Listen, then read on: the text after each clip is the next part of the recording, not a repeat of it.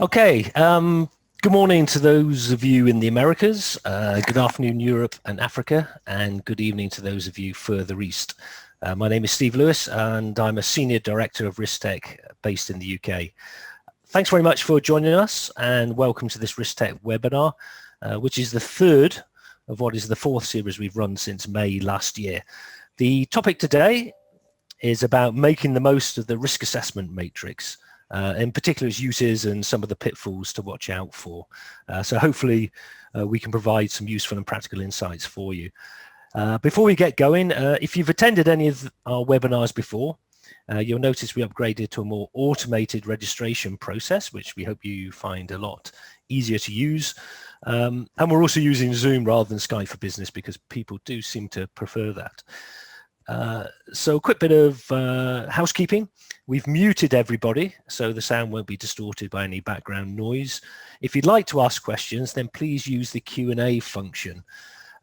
So if you hold your mouse and pull your cursor down, then the ribbon comes up at the bottom of the screen and there's a Q&A function with a couple of speech bubbles there. To keep it simple, please don't use the chat function. In fact, I think we probably disabled it. What we'll do is I'll keep track of the questions and we'll aim to cover as many of them as we can at the end of the session, and certainly within the 45 minutes we've got available today. Okay, so I'd now like to briefly introduce Risk Tech. To those of you who don't already know us, apology if you've heard this 100 times before. I'll be fairly quick. So at Risk Tech, we focus on risk and safety management in industries where the impact of loss is high. We have over 300 people across 16 offices worldwide, and we are part of TÜV Rheinland, who are a €2 billion provider of testing, inspection and certification services. We provide services across 5 business lines: consulting, learning, which involves online and classroom training and postgraduate education, resourcing. We provide associates to work at client locations. We also conduct industrial inspections and assessments as part of asset integrity management. And we also do some research and development in the field of risk and safety. What I'd now like to do is introduce the presenter. Our presenter today is David McDade. David's a principal engineer. He's based in our Glasgow office, but he's also been a bit of a globetrotter. He's worked as far south as Warrington in England and further east in Dubai, where he was out in the Middle East for quite a few years, actually. He's over 14 years of risk management and technical safety engineering experience across a range of high hazard industries, particularly oil and gas, clean energy and civil nuclear. His experience includes hazard identification and bow tie studies, safety case production, risk ranking studies, and also there's quite a bit of development and delivery of training courses as well. Okay, so over to you, David. Thanks very much, Steve. Hello everyone. As Steve said, good morning, good afternoon, or good evening, depending where you are. Thanks for joining us. So I'd like to start with a quote from Morpheus in the Matrix. So the Matrix is everywhere. It's all around us, even now in this very room. You can see it when you look out your window or when you turn on your television. So this quote is partly in jest, but I've got a serious point behind it. Perhaps we could reword this quote as: the risk assessment matrix can be used everywhere for hazards all around us, even now in your very room or when you look out of your window. So here we have a lovely view of Edinburgh Castle. Unfortunately, this is not the view from my window. Goodness knows how much it would cost for a view like that. But if it were my window, what we can see outside is multiple hazards that could be assessed using a risk assessment matrix. So we can see up here we would have construction hazards or risks associated with the stand. We could have electrical hazards or risks associated with the lamppost. We would have hazards associated with pedestrians crossing the road. There's transport or logistics hazards. There's environmental hazards associated with the landscape. And we would have hazards and risks associated with working at height at the castle. So with so many different types of hazards, different jobs to be completed, and differing overall risk levels, we need to make sure that if we're going to use a risk assessment matrix, that this versatility is a strength and not a weakness. We need to know the context in which we're using it. So as some of the kind of background for its use, I'm going to talk today about some of the issues around using the risk assessment matrix and ways that we can ensure that we're using it consistently and correctly and avoid some of the potential pitfalls. So what that looks like in terms of an agenda. So we'll start by talking about what is the risk assessment matrix and what does it look like.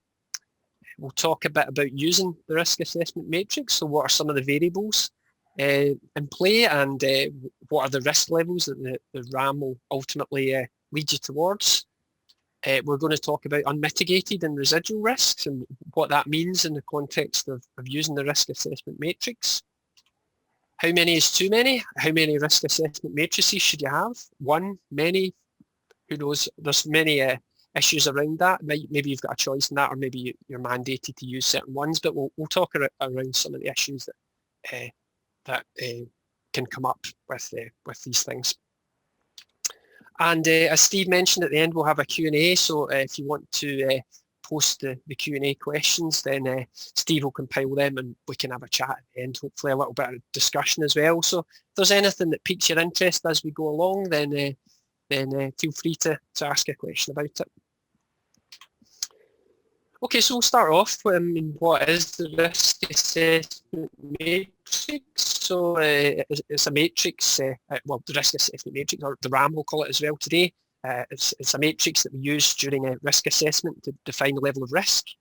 So what I would say today, we're defining risk as likelihood times consequence. So that's going to be our working definition today. So if you look at the RAM on screen, you'll see there that we have consequence down the y-axis, and then we have likelihood across the x-axis.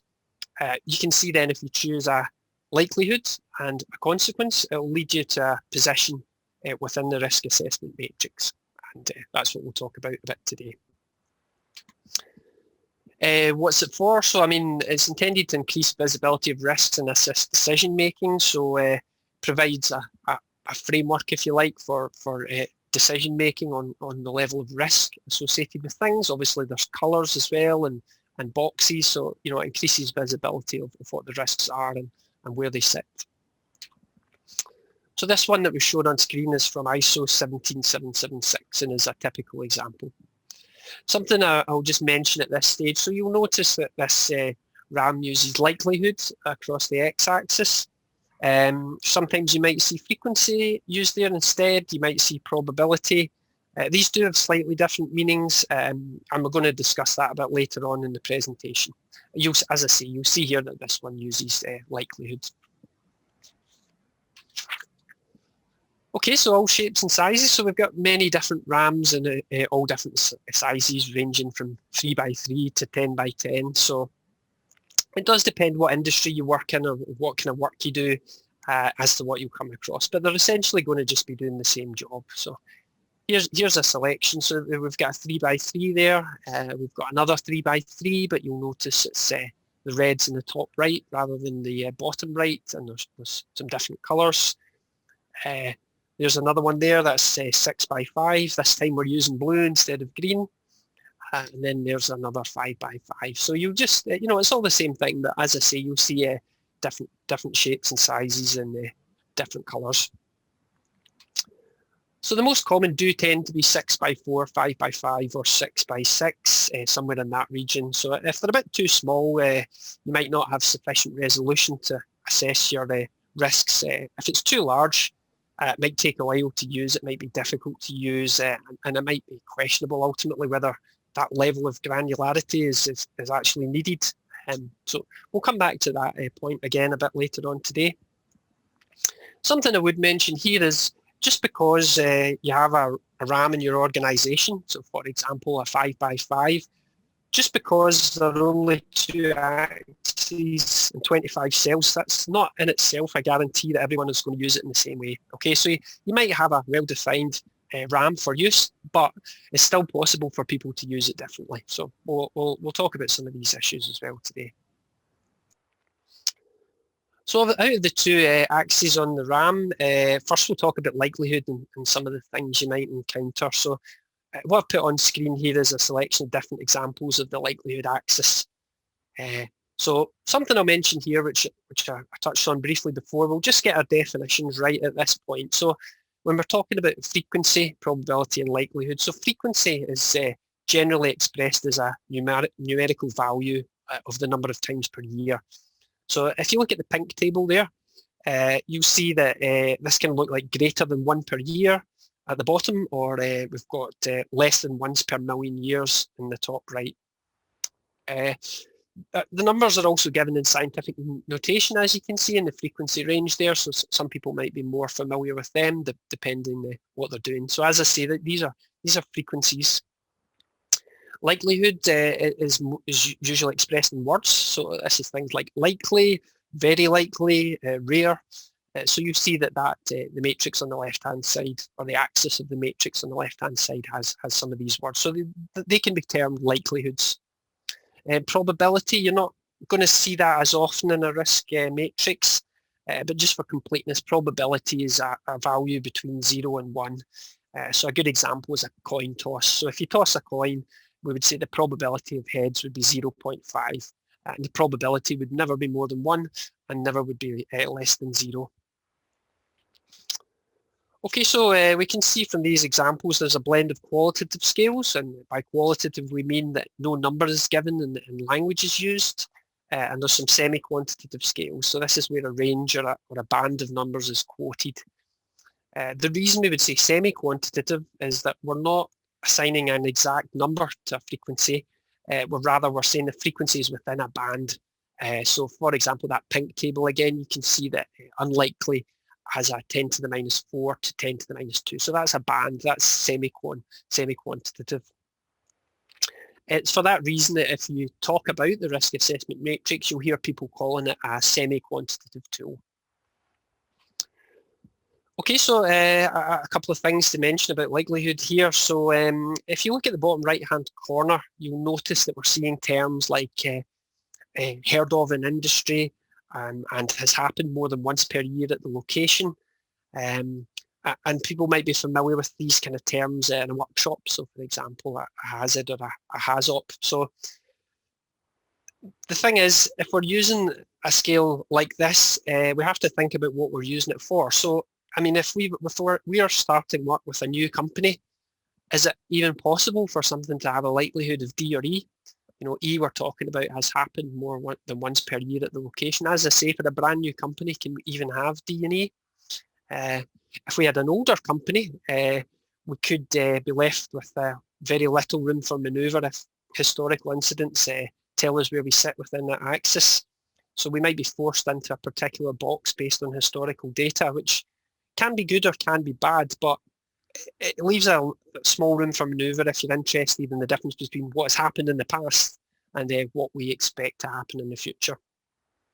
Of course, using an axis with terms such as these, we're also reliant on the knowledge and experience of the people in the room. So, you know, it's only as good as the people giving you the information to tell you what box you sit in. So that's why it's so important that if you're using it in a workshop that you've got the correct people in the room, for example, for a hazard or a HAZOP. I'll point you back to the pink table again there. So if we look at that, so for those of us that are a bit more comfortable with semi-quantitative scales, we can see that this is some quite large bands in the frequency range. So you'll notice that the bands are 2 orders of magnitude. So that might be useful to help us find where our hazard would sit, or where our event would sit. But it can be difficult to differentiate between the events that fall within there because it's such a large grouping. These can also cause a problem, that, as in the large ranges, if we start to talk about inherent and residual risk, which is something that I'm going to come on to a bit later. Okay, so that's just a brief overview of some of the issues around likelihood. The next key variable, of course, is consequence, which is on the other axis. So usually this is safety, assets, environment, and reputation, but essentially it can be anything you want it to be. You know, it could be project risk assessments, which would be considering delays and costs. You'll see also radiological dose mentioned on the screen there. You know, it can be used for particular categories of doses. But essentially anything. anything that you are concerned about that presents your risk. Again, we can see in here there's some use of semi-quantitative data. So you can see there many fatalities, 5 or more, which is semi-quantitative. We've got some qualitative stuff there again, of course, minor, severe, you can see. So these might have an underlying meaning. If you have some additional guidance document, it might tell you what moderate means. It tells you what major means, or maybe you don't. Something we need to remember when we're talking about consequence, so when we're using the risk assessment matrix, we're generally always talking about unmitigated worst case consequence. And we don't want to be thinking too much about safeguarding. What we don't want to do is underplay the worst case consequences of a potentially catastrophic event by taking credit of some of our barriers and controls. We're going to return to that a bit later as well. If we need to do that, how do we do that? So just something to note as well. It's generally easier to visualize a worst case consequence than it is to determine a likelihood. It's just the way the human brain works. So you'll find that if you're in a workshop or a meeting, you'll find agreement on consequence. Generally, not all the time, of course, but you'll find agreement on consequence easier than you might for likelihood. So, yeah, as we said before, our working definition of risk is likelihood times consequence, and we put them together on the RAM. This gives us a location within a specific cell. As we said, the consequence is unmitigated worst case. And what we want to make sure we do is that when we're using the RAM, we assign a likelihood which is appropriate to the specific consequence that we are considering in the hazard scenario.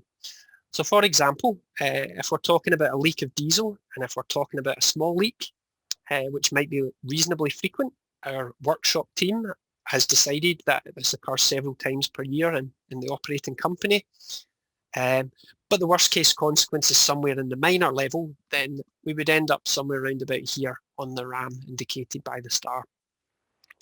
Whereas if we're talking about a major leak of a very large inventory of the same diesel, which is much less likely based on what the workshop team are saying, but with much more severe consequences, then it might fall somewhere around here. You can see the second star there on the lowest consequence severity line. Well, the highest consequence severity, but at the bottom of the picture.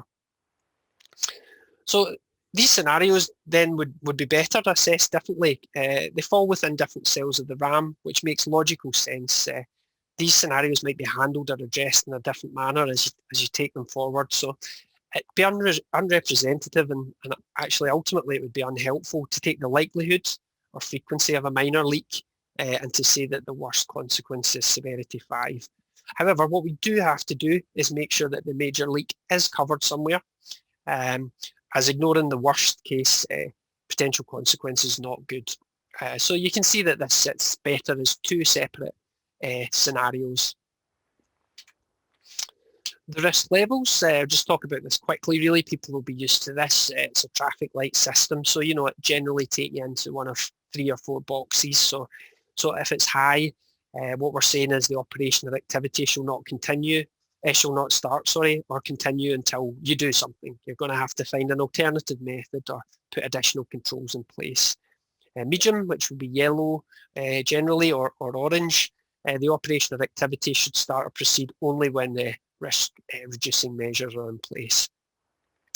Green there, the operation or activity may start or proceed, but you're still going to have to put in continuous effort to improve through your continued implementation of your management system. And if you've got very low, which is just a subcategory of low, it's just the same, although you might set a lower priority for any risk reduction measures or any actions that you raise. They would probably be lower priority than green. Okay. Yeah, so I mean, in some organizations, what you might find is that the high risk zone is defined as intolerable, which means that you can't start or continue operations under any circumstances whatsoever. So a problem you can find with that is that there's some high risks which are inherent to your business. So a good example is for offshore. which would be helicopter transport, or even if you're in a refinery or something similar, you could have high levels of potential asset damage associated with, for example, a fire, which runs into costs of tens of $millions. So if you have defined red as intolerable, then you can get a wee bit stuck in the intolerable red zone, which can lead to a bit of temptation to try and massage the assessment out of the intolerable zone. But if you do that, I mean, what have you really gained? That's, just something to think about. If you have red as intolerable, what do you gain from getting stuck in there and trying to massage your way out of it? Similarly, if you're in the green or blue, sometimes the zones at the bottom, it doesn't mean that everything's okay and you need to do nothing. You must still have your functioning management system in place.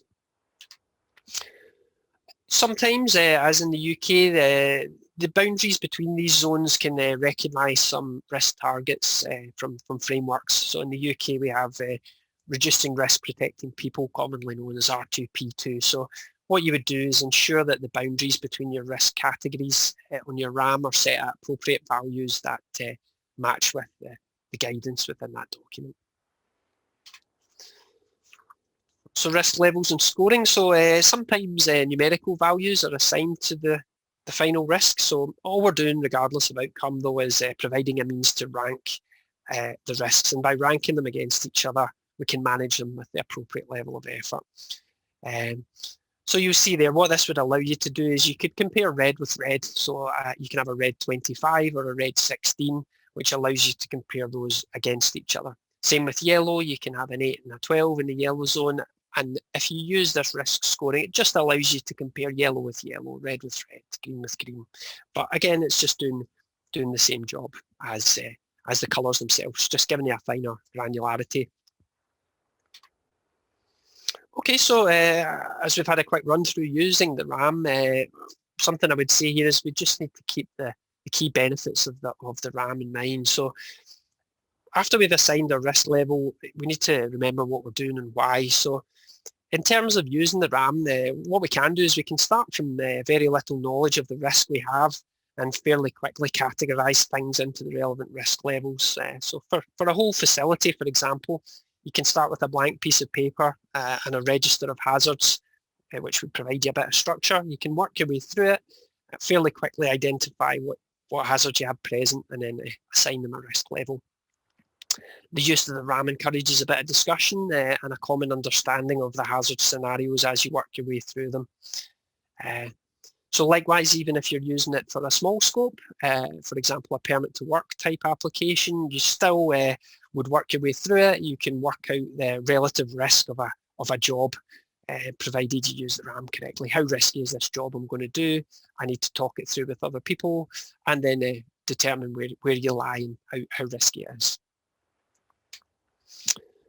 Using the score, so once you have a risk score, be it the like on the last slide, you have 25 or 16, or whether it's just green, yellow, red, you've got to remember that the score is there to help with decision making. It doesn't necessarily provide the full decision or the decision-making process in isolation. So the actual cell that you choose, it shouldn't be too critical. And if your decision-making process is indelibly tied to your exact position on the RAM, then you probably need to do a bit more detailed assessment. Maybe that's what the RAM's telling you. It's pointing you towards the fact that you might need to think about doing something a bit more detailed. Unmitigated and residual risk. So what this helps to do is show a moving score on the RAM, but this is a bit of a contentious area, and quite often this is it can lead to poor use of the RAM. So the residual risk is the risk associated with the hazard scenario after the risk has been reduced by risk controls. So what I put on screen is a really crude RAM, which has frequency instead of likelihood across the x-axis. So if we first define an unmitigated risk, that could put us, for example, there on the RAM. And then if we reassess our hazard, taking full consideration of our control measures, which would reduce the likelihood, and our mitigative measures, which could reduce the consequence of our hazard scenario, we can see that we have a moving score on the risk assessment matrix.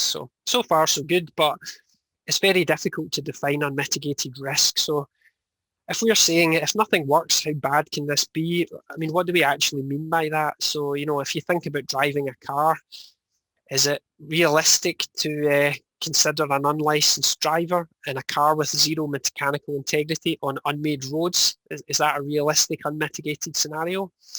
If we allow for a licensed driver in a roadworthy car on a motorway or a freeway, why then should we not claim that seatbelts and airbags are unmitigated? So this is where the problem lies. As ever, really, the solutions is just to carefully define what you mean by unmitigated and carefully stick to our own rules when we work our way through. It's a tricky topic, this, and it's that upfront consideration that helps you to ensure that you do this correctly. We need to be very careful that we don't report our residual risks, which will be lower when we actually want to show our unmitigated risks. One size fits all. So, I mean, one RAM for the whole company. So, should an entire company employ a single RAM? Should each department have its own specific one? So, I mean, what you would say is a single RAM within the company allows for a consistent approach, but it can lead to an increased size of RAM to handle risk assessments, which could range all the way from workplace hazards right the way through to events that would threaten the entire corporation. You would need to make sure it was big enough to cover all these scenarios. So, for example, for a task risk assessment, it might be sufficient that the maximum consequence category is a single fatality.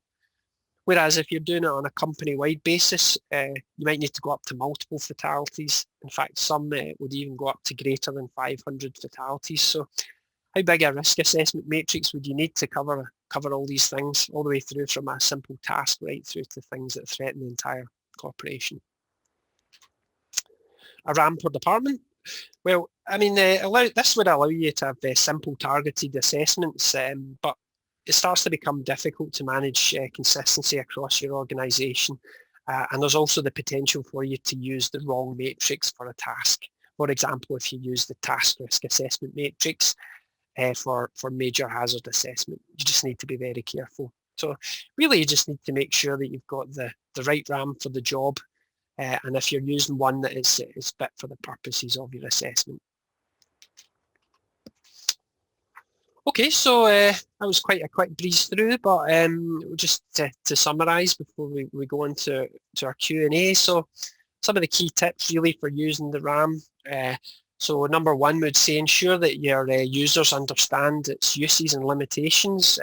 You can provide guidance on its use, what it can and cannot be used for. If you're in a workshop environment, you can make sure that everyone there understands the rules so that you have a consistent approach to ranking the risks against each other. Make sure to use the correct RAM. I've just talked about that. If you've got a few to choose from, just make sure that you pick the right one for the assessment you're doing. Don't pick up the wrong RAM by mistake. A tip there really, I would say, if you look at the highest severity consequence and just see if that seems appropriate for what you're doing. If it's saying 500 fatalities and you're talking about a simple task, then you've maybe got the wrong RAM. Likewise, if single fatalities at the top and you're talking about these major hazard events, maybe it's the wrong RAM you've picked up. So just worth making sure before you get going on any assessments. Consequence likelihood pairing. So remember to assess the likelihood of the consequence that you're considering. So a single hazard, for example, from a hazard register, that can have multiple likelihood consequence pairs, which is fine. But just make sure that everything is covered. Make sure you think of your most risky things. And if you do separate scenarios out, you can always join them together later on again. So separate them out if in doubt, and then if you need to join them back together later on, then there's no problem there.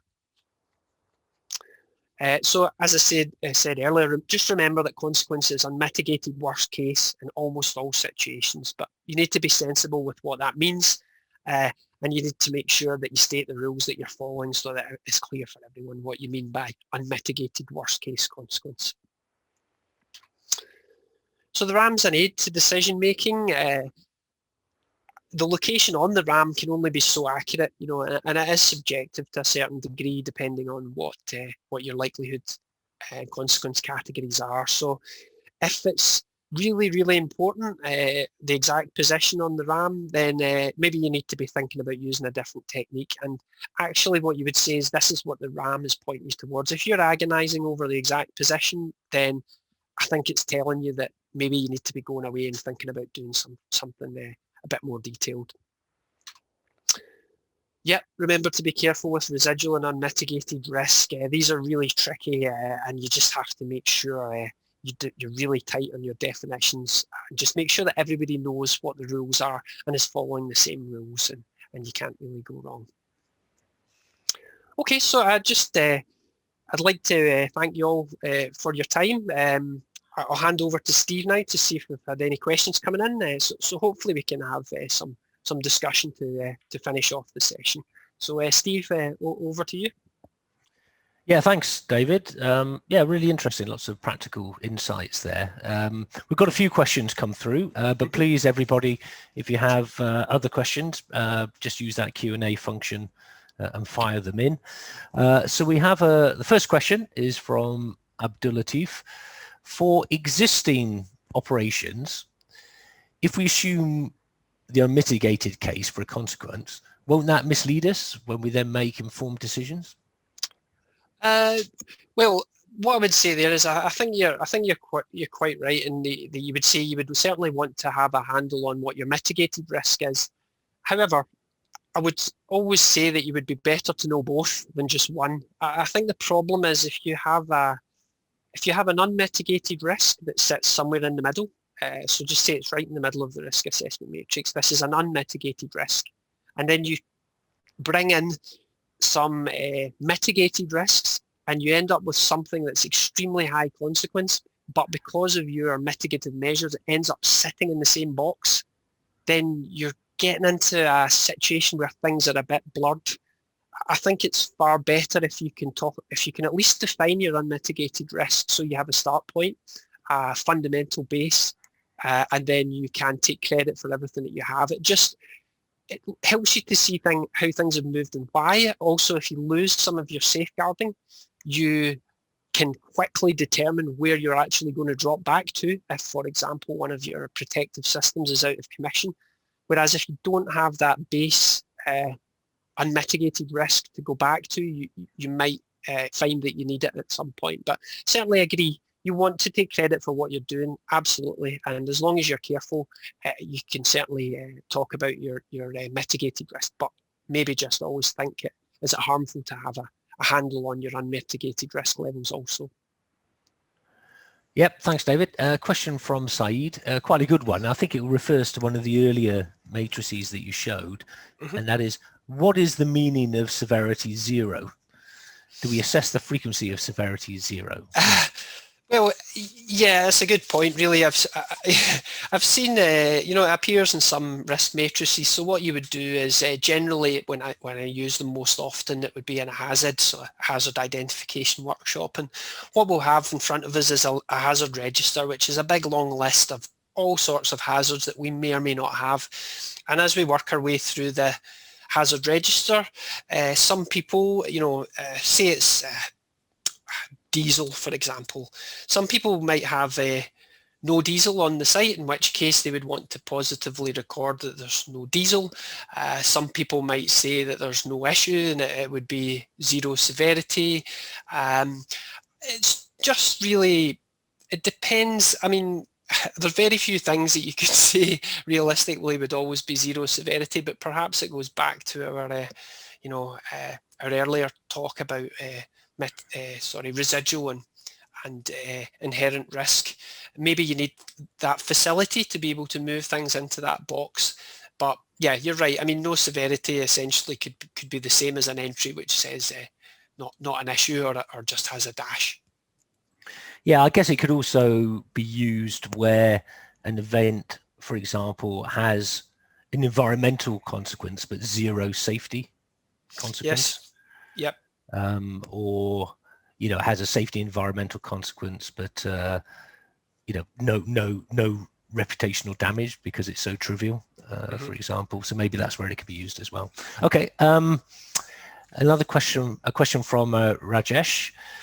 For the frequency level, should the life of a project or a product be taken into account?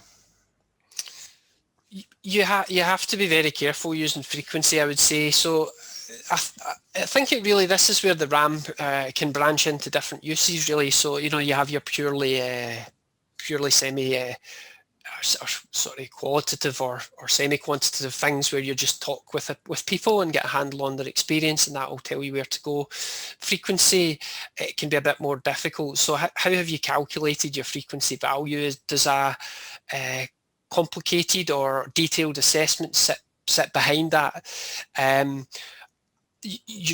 What you would be wanting to do, again, as we've kind of stressed all the way through, is you would have to define your rule set, because what you want to be doing is comparing like with like.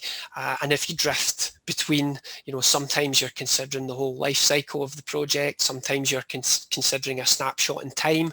I couldn't tell you that either one was correct or incorrect, but what I would say is you would have to make it clear which approach you're taking and make sure that everything was assessed in the same way. You would notice as well from some of the qualitative data, they say things like has occurred in the history of the facility, which is backwards looking, historical, and what you're talking about, I guess, is forward looking. So you just need to be, without trying to not answer your question, you just have to be careful that you apply the correct rules. A snapshot in time today, or a look at the facility till its end of life. Okay, another question from Rajesh. Do we not make severity for each product? Then it refers to a string of acronyms like RST, OCS, STC, Telecom, SCADA. So I think it's referring to specific products which could have a different impact on the project.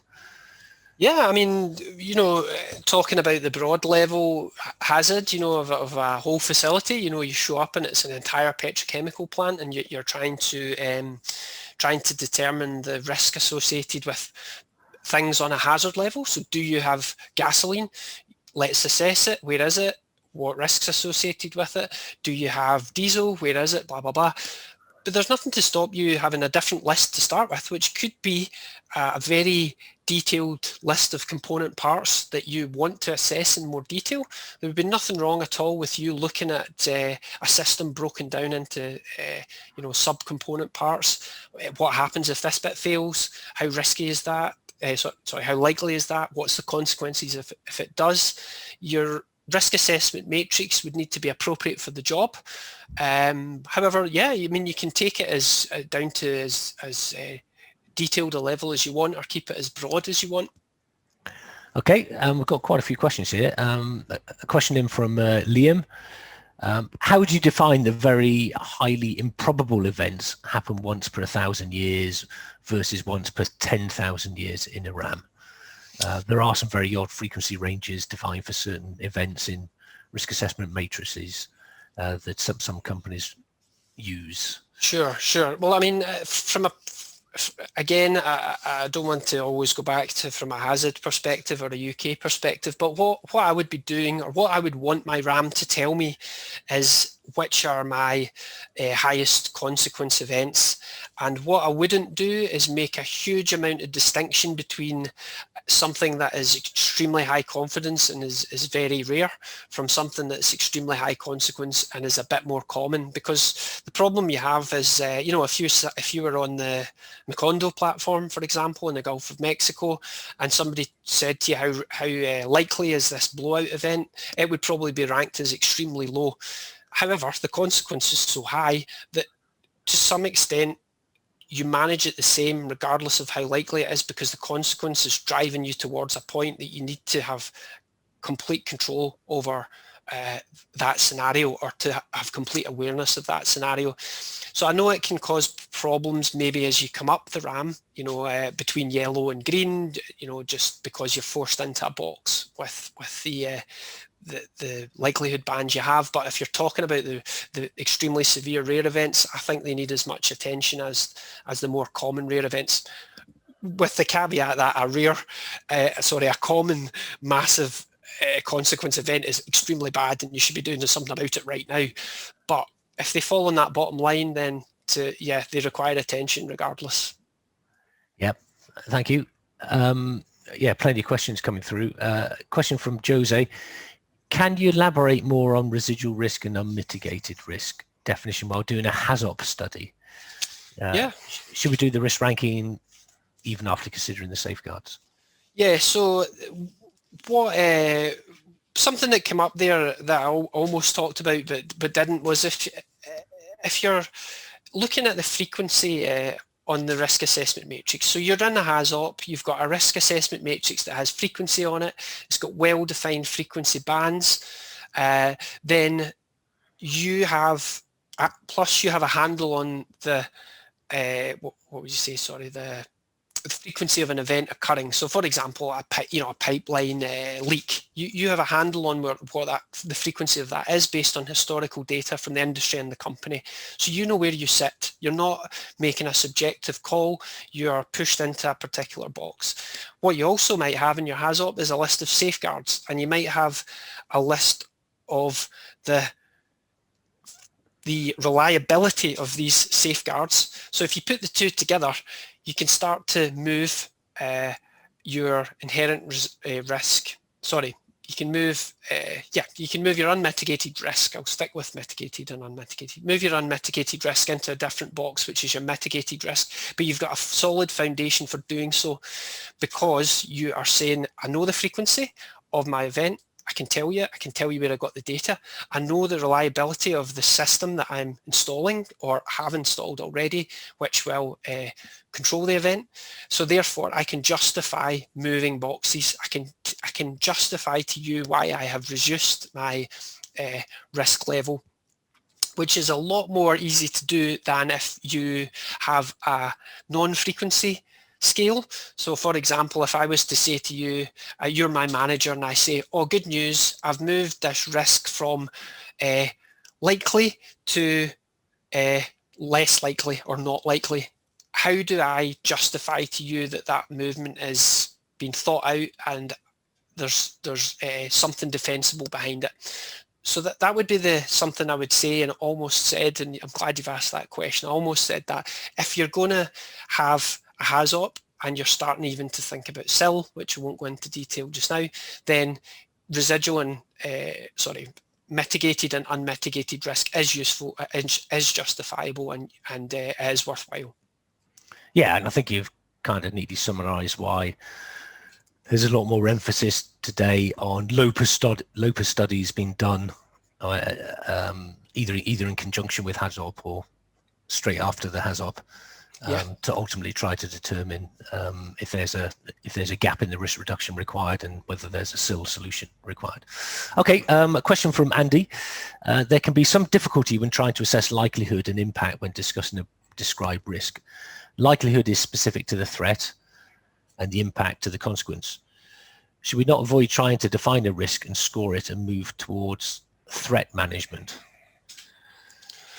Well, I mean, it depends. So I suppose what I've been talking about mostly today, I would call a hazard scenario. So again, starting from our blank piece of paper, you own a petrochemical facility, a refinery, and you come and you say to whoever, I don't know what risk I have. I don't know where to allocate my resources. I'm not sure what the most risky thing is.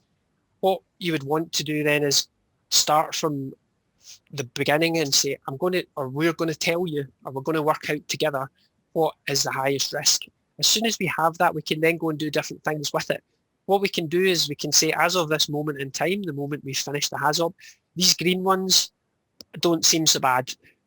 Make sure that you're managing them under your management system. What we've got is a pile of yellow ones and red ones that we need to think about more. So if you're talking about, if something's flagged up as being high risk, natural gas, let's say, that's high risk. Because we made it red or yellow or wherever it falls, and we've put a tag beside it, if you like, to say we have to think about this, then what you can take that forward is to whatever study you want, really. So if it was bow tie, for example, what you would go away and do is consider the specific threats that would lead to a loss of containment of that natural gas. And you would go one by one. How could I lose containment of the natural gas? Corrosion, example, an external impact with the pipeline, failure of maintenance, a human error, and you would assess each threat in detail. There would be nothing then to stop you considering how likely each of those threats are. You could do that. There's nothing to stop you, and you can see again, even within your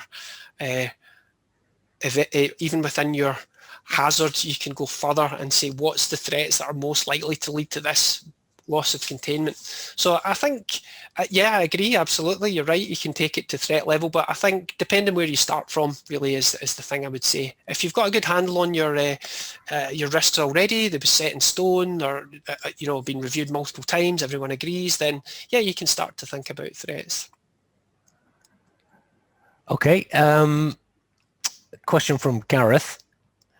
If you're using the likelihood to evaluate the consequences, can you still use the probability of failure of safeguards to evaluate the residual risk?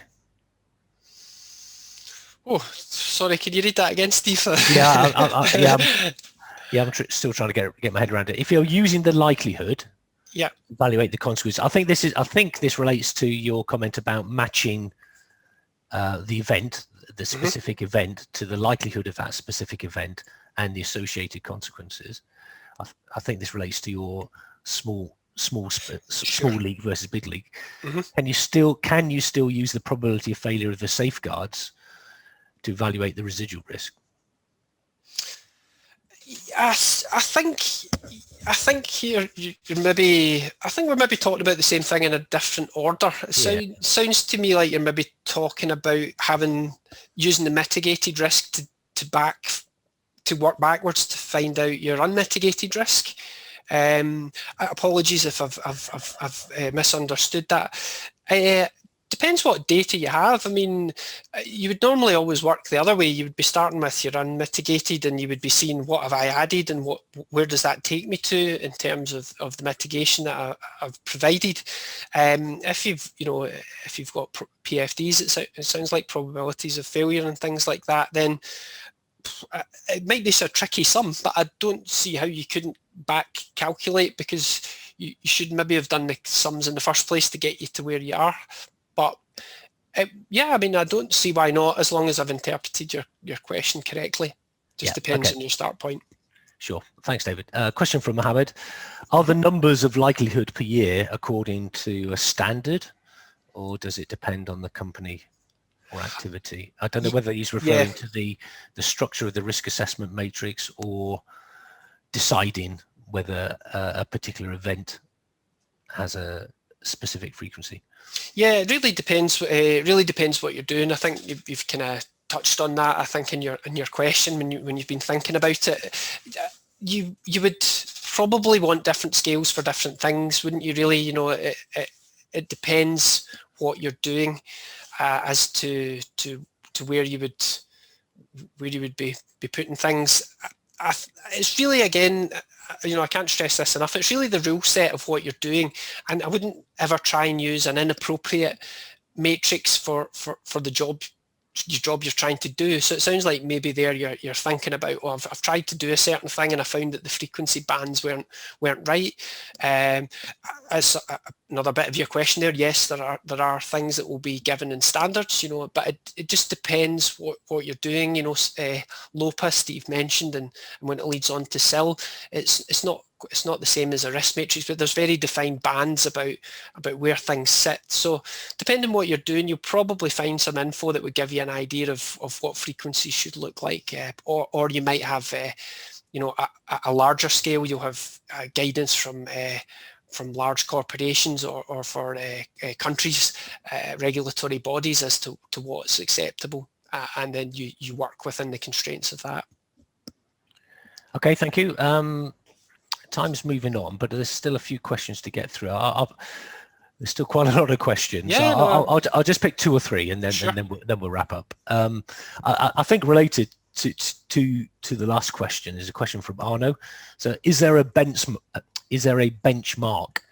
on the likelihood or frequencies of failures? I normally use information from CCPS. Yeah. I mean, That's depends where you are in the world, but yeah, I mean that's the kind of thing I've seen used. It's not, must admit, it's not necessarily my area of expertise, but yeah, I mean we see a lot of the CCPS guidance used.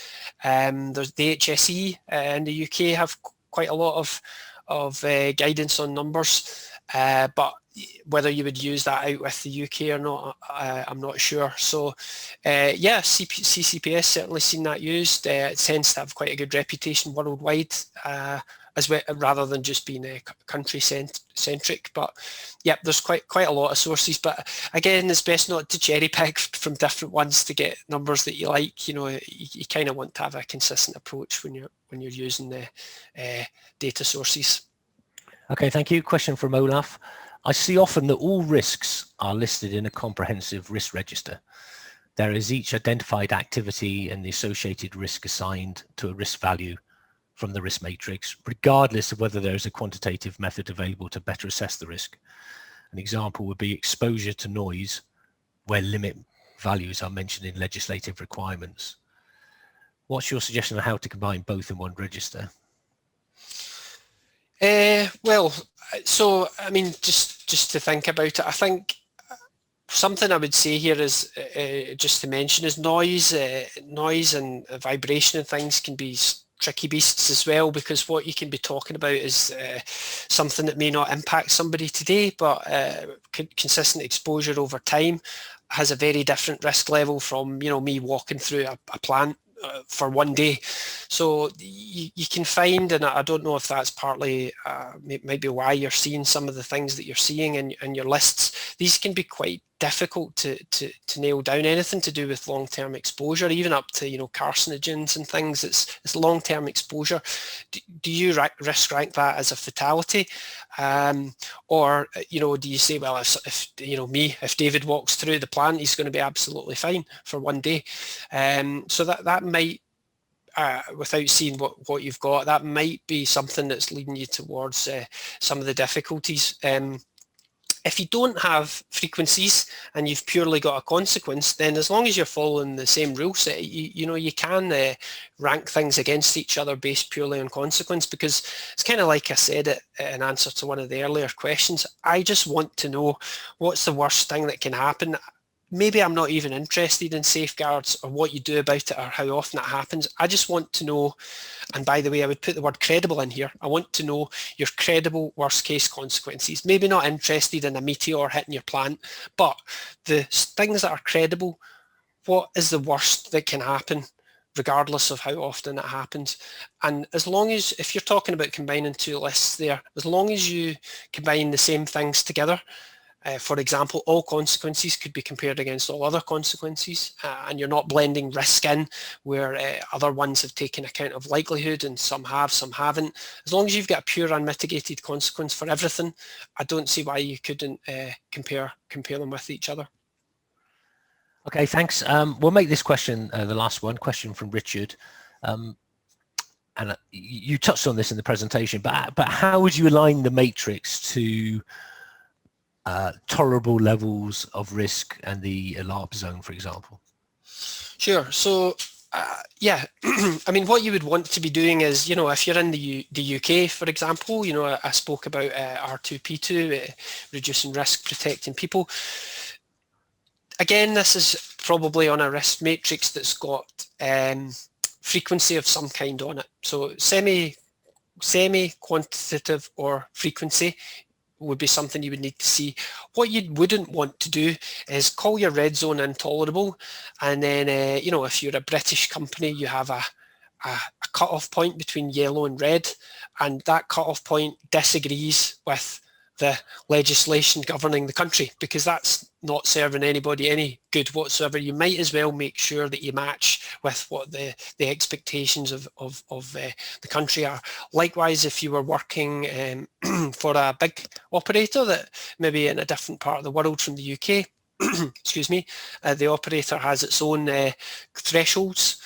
So why not match your matrix to the threshold, and when it goes red, you know that not only is it flagging up in your assessment, but it's also flagging up in the organisation or the country as a whole that this is not acceptable and it touches on what I said earlier about whether you call the red zone intolerable or you just say it's something that we need to do about.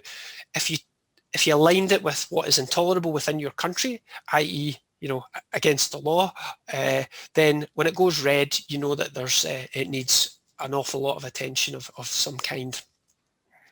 Yeah, and I guess if you've got a purely qualitative matrix, it's going to be very, very difficult to align that with quantitative risk criteria. Yeah. So I guess you're going to need at least semi-quantitative criteria on both axes. Yeah, a fatality, Steve, maybe, or something. You might see where a fatality would sit if you're operating in a position where a single fatality is not acceptable. Then your matrix could align with that. Okay, that's great. I think we need to wrap up on the questions now. Apologies if we didn't get to your question. Maybe if you'd like to email David directly, I'm sure he can answer you after the webinar, and I think Dave will put up the slide for how you can get in contact with us. What we will do is make a recording available to you, hopefully tomorrow, if not by Monday. When you leave the webinar, you should automatically receive a survey in your browser. It'll only take you, 10-15 seconds to finish that. We do appreciate your feedback, especially any feedback on future topics you'd like to hear from us. If you have any questions arising from what you heard today, or you'd like any information on our services, then simply email us directly. There's a couple of email addresses there, or just as easily go to our website. There are a ton of forms on there where you can get in contact with us. So thank you again, David, and thank you everybody for your attendance. We're really grateful for you taking the time out of your busy schedules to listen in today. The next webinar is on Monday, same time, same place, as of 3 p.m. UK. And Monday is about reliability-centered maintenance. So hopefully you can join us for that one too. So in the meantime, please stay safe and stay secure. Enjoy the rest of your day. Goodbye.